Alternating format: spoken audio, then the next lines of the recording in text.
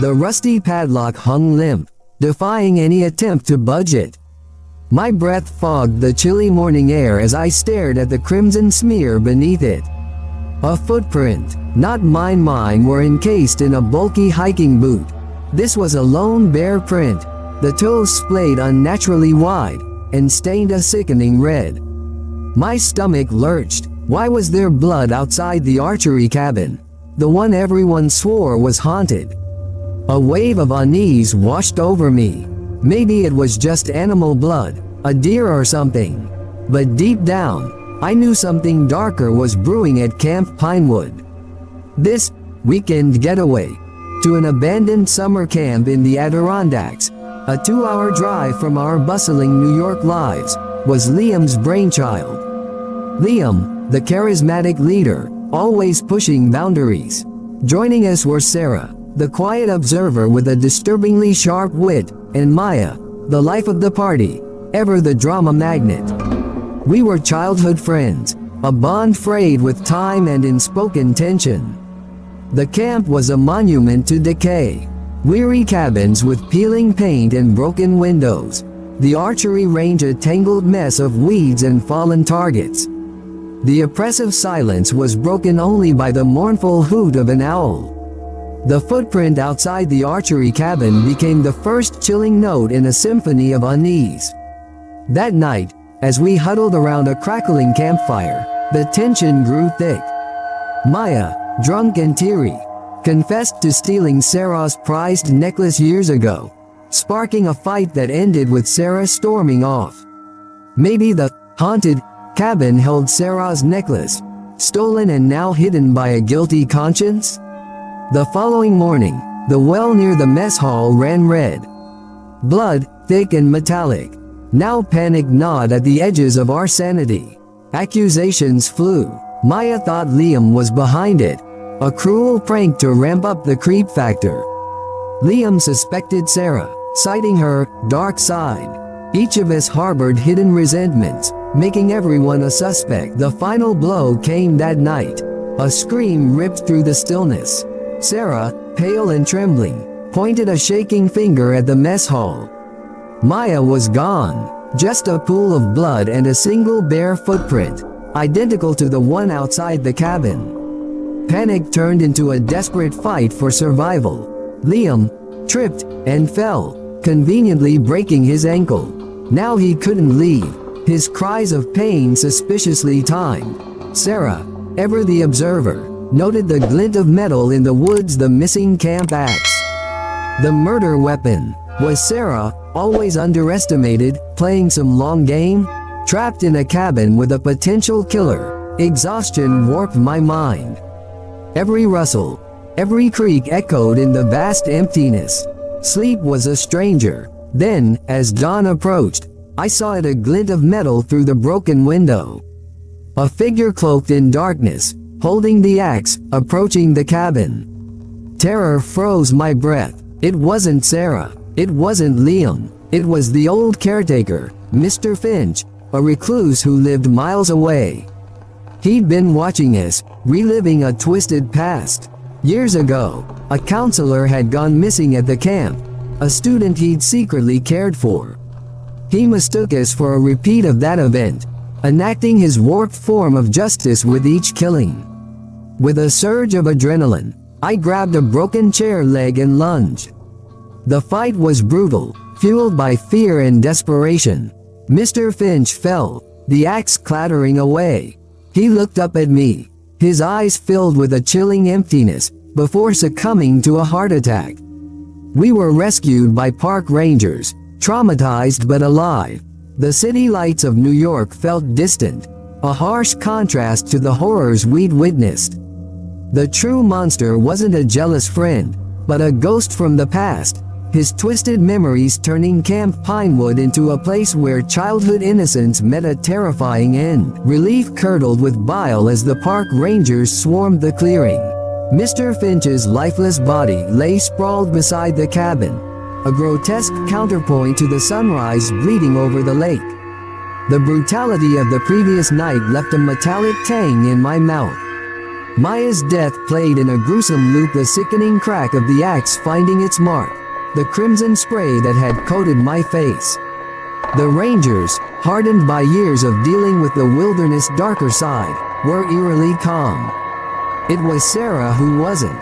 Gone was the stoic observer. In her place stood a woman on the edge. Her eyes, dilated and haunted, darted at each of us like a trapped animal. "We need to go," a ranger barked, his voice a stark contrast to the unnatural quiet of the forest. "There's more out here than we thought." His words sent a fresh wave of terror through me. What more could there be? The ranger didn't elaborate, but as they loaded us into gurneys, the way they handled us told a different story. We weren't just survivors, we were potential threats. The ride to the medical center was a blur of morphine haze and fractured memories. Liam, his face contorted in a mask of pain from his broken ankle, kept shooting accusatory glances my way. The paranoia simmering beneath the surface threatened to erupt. At the center, they separated us.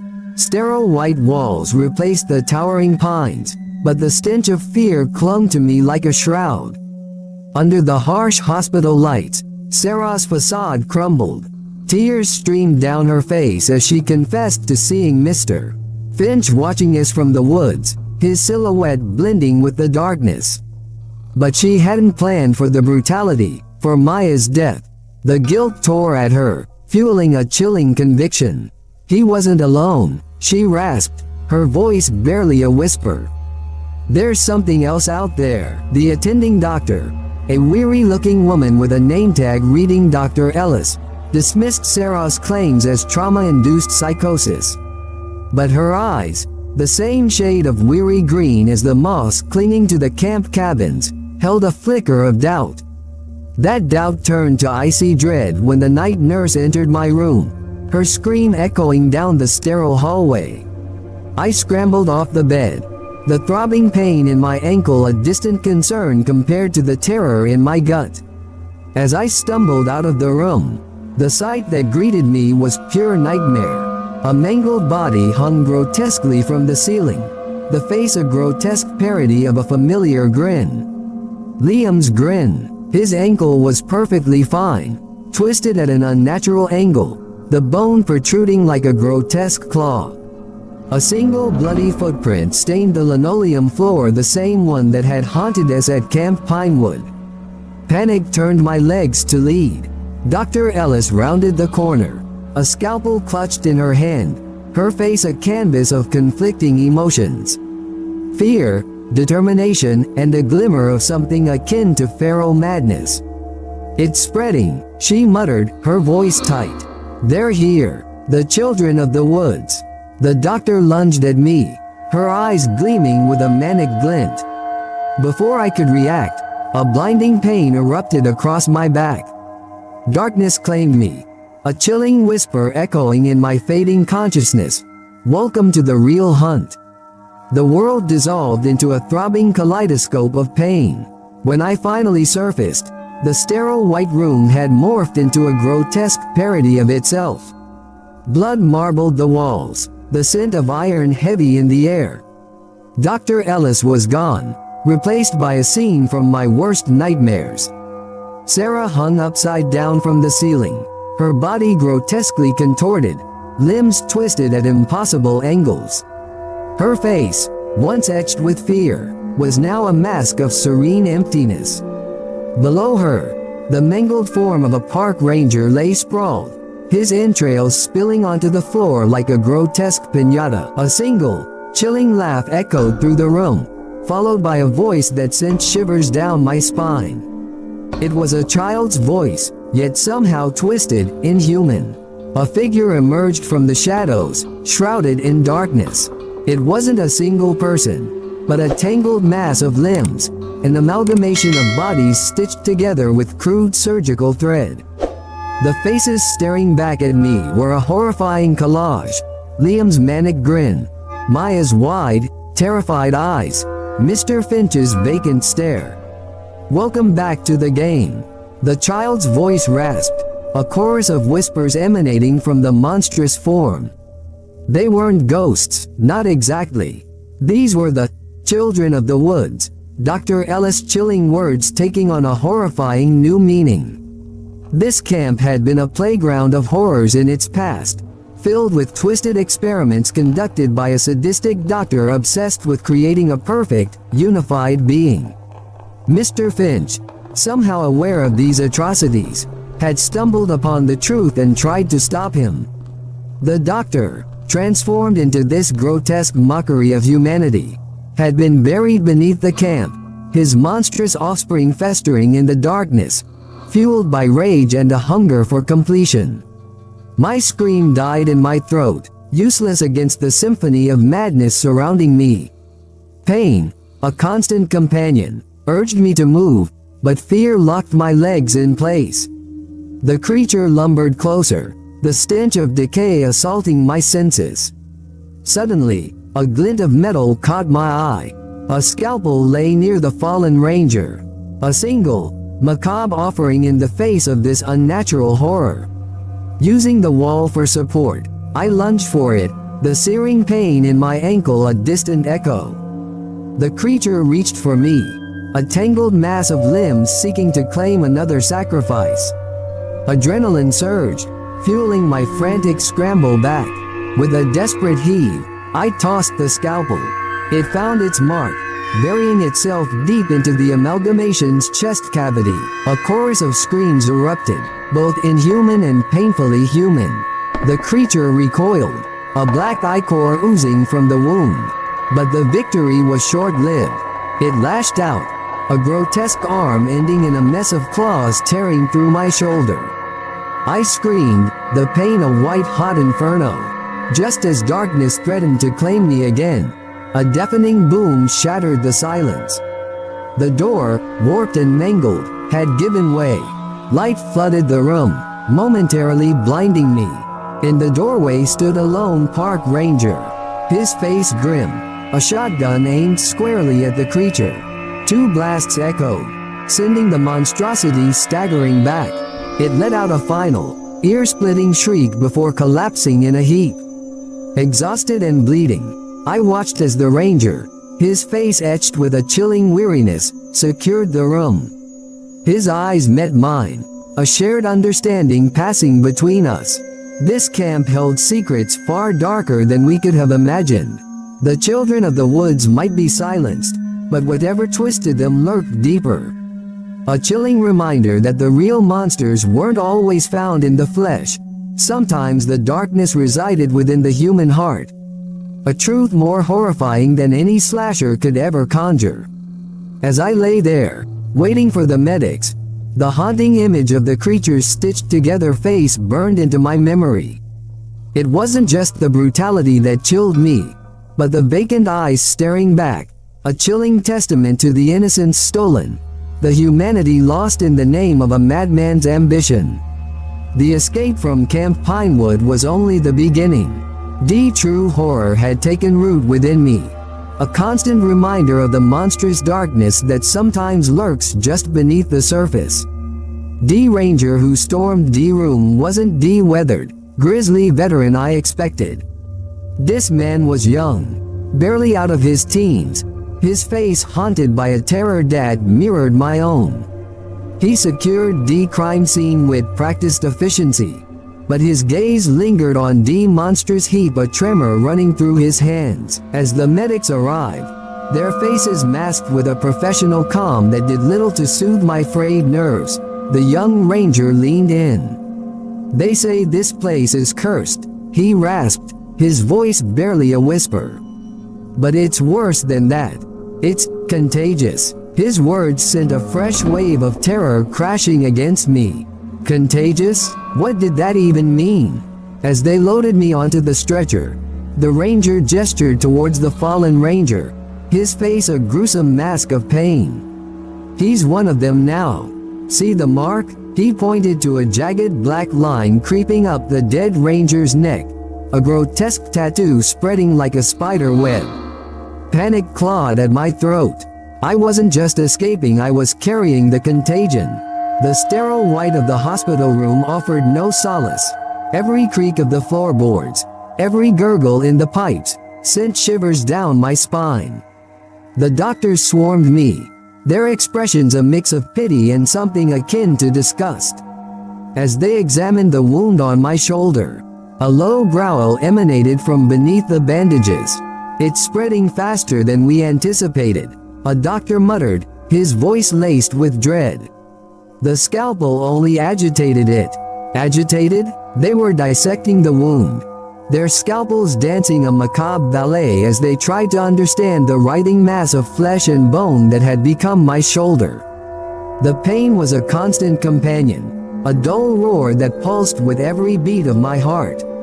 One night, as exhaustion finally dragged me towards sleep, a blood-curdling scream shattered the silence. Leaping from my bed, the throbbing pain a dull roar in my throbbing head, I stumbled towards the source. The sight that greeted me was pure nightmare fuel. A patient, his face contorted in a feral grin, was gnawing on the arm of a nurse. Blood splattered against the pristine white walls, painting a scene of grotesque horror. The contagion had spread. It wasn't just flesh, it was a warped consciousness, a maddening hunger for violence. The hospital, once a haven, was now a battlefield. Patients turned into rabid beasts, their screams echoing through the sterile hallways. Guided by instinct and a primal fear, I grabbed a metal bedpan and swung wildly. The impact connected with a sickening crunch, shattering the skull of one of the infected. The metallic tang of blood filled my nostrils, a harsh counterpoint to the symphony of screams. But victory was a fleeting concept. More infected swarmed towards me, a grotesque wave of hunger. As I fought back, a primal rage began to bubble within me. The line between self-preservation and a terrifying, distorted echo of the creatures I fought blurred. The contagion, it seemed, wasn't just physical, it was insidious, whispering promises of power in exchange for humanity. Just as darkness threatened to claim me, a figure materialized in the doorway. The young ranger, his face a mask of grim determination, pumped a shotgun into the horde. His aim was deadly, each blast taking down another infected. "There's an exit in the east wing," he yelled, his voice hoarse. "Get out of here. Tell them what happened." Hesitation was a luxury I couldn't afford. Using the fallen as a grisly shield, I pushed my way through the infected, the growing darkness at the edge of my vision a constant threat.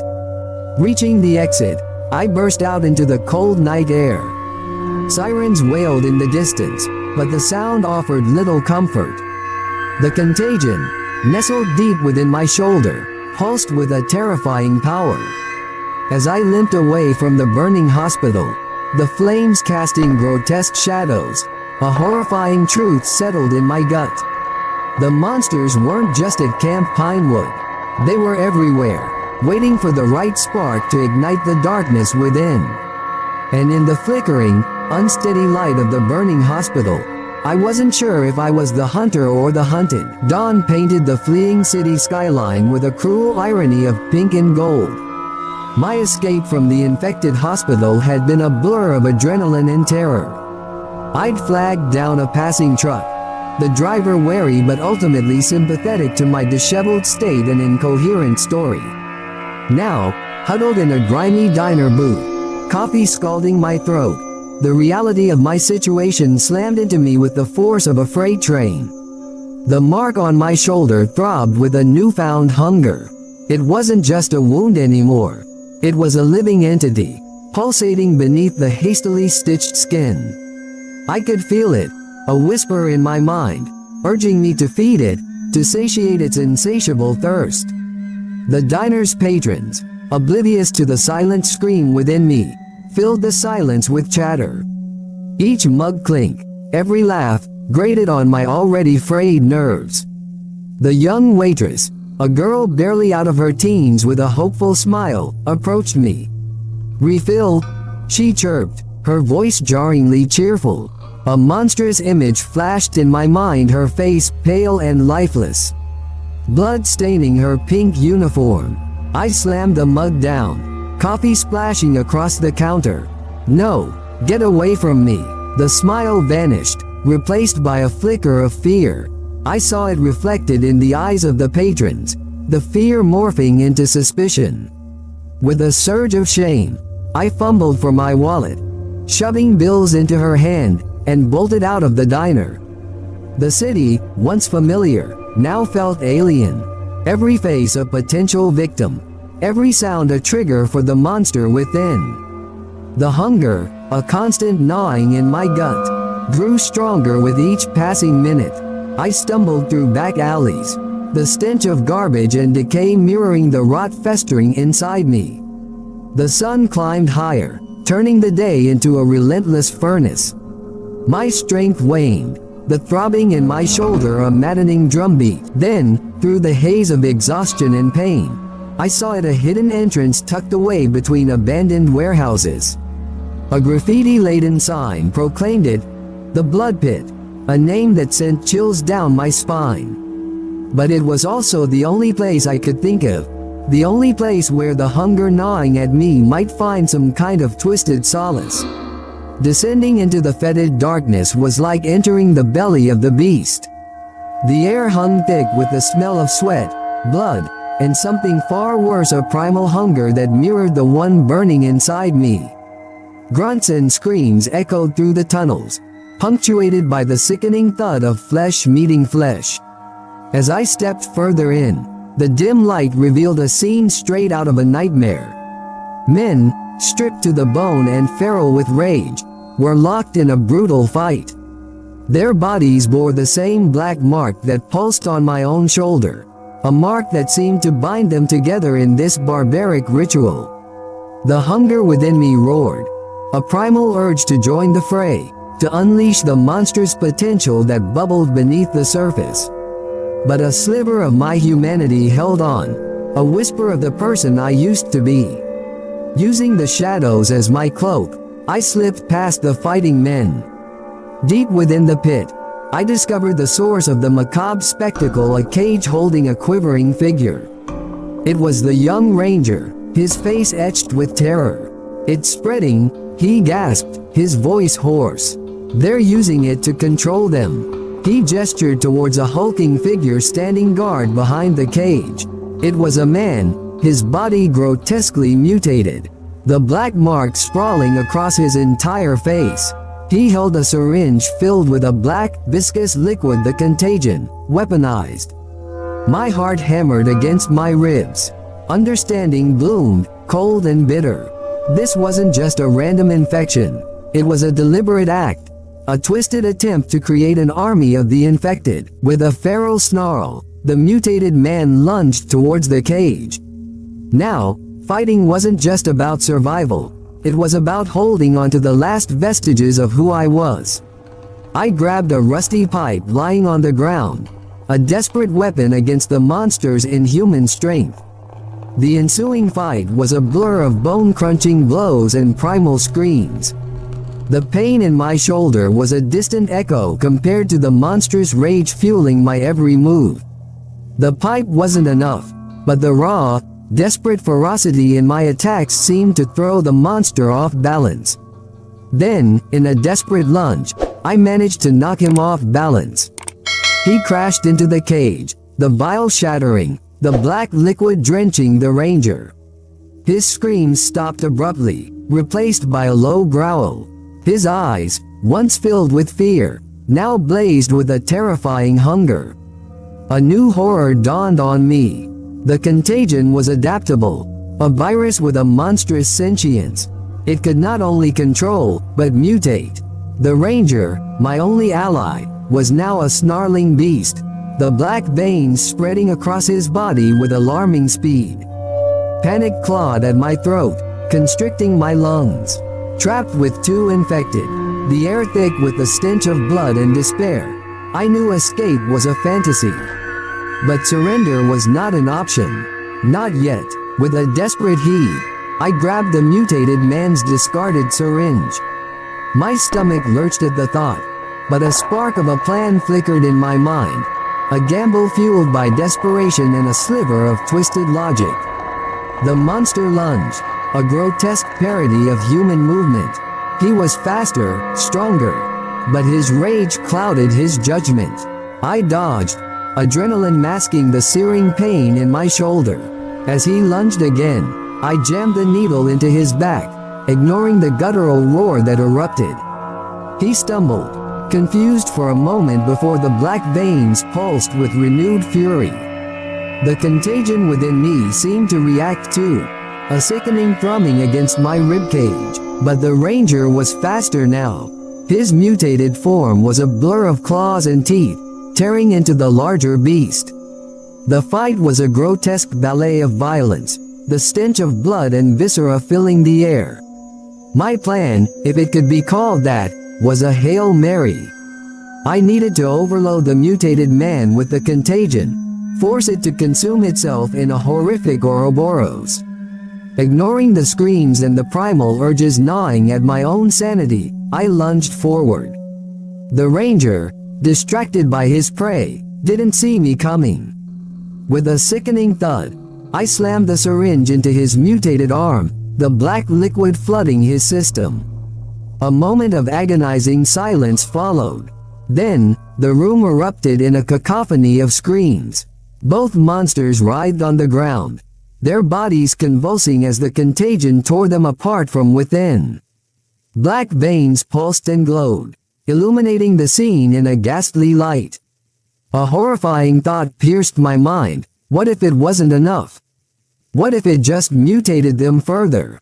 But then, as abruptly as it began, the screaming stopped. The room fell silent. The only sound was my ragged gasp for breath. In the flickering light, I saw two heaps of mangled flesh, unrecognizable from what they once were.